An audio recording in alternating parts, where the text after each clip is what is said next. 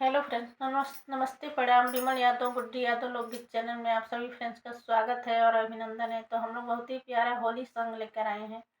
जो भोला जी पर है, आप लोग जरूर सुनिए और अपना जरूर प्यार बताइए आशीर्वाद जरूर बनाए ये रखिए। गीत आप लोगों को कैसा लगा और अपना प्यार दुलार आशीर्वाद ऐसे ही बनाए रखिए। तो चलिए सुनाते हैं। भोला मांगे गवनवा होली में, भोला मांगे गवनवा होली में, भोला मांगे गवनवा होली में, भोला मांगे गवनवा होली में।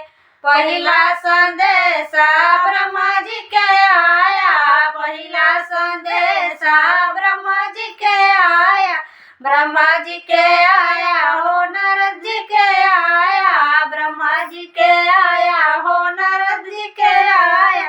अरे हम ना बैठब डोली में, भोला मांगे गवनवा होली में। अरे हम ना बैठब डोली में, भोला मांगे गवनवा होली में, भोला मांगे गवनवा होली में, भोला मांगे गवनवा होली में।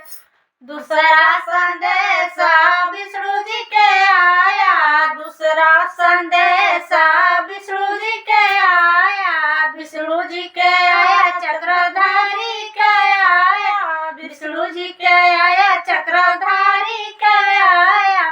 अरे हम ना बैठब डोली में, भोला मांगे गवनवा होली में।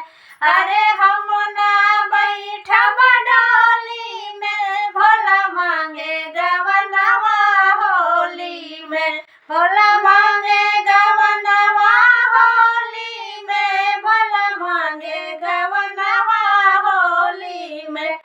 तीसरा संदेशा राम जी के आया, तीसरा संदेशा राम जी के आया, राम जी के आया धनुषधारी के आया, राम जी के आया धनुषधारी के आया।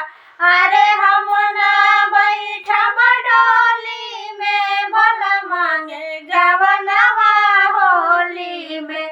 अरे हम ना बैठब डोली में, भोला मांगे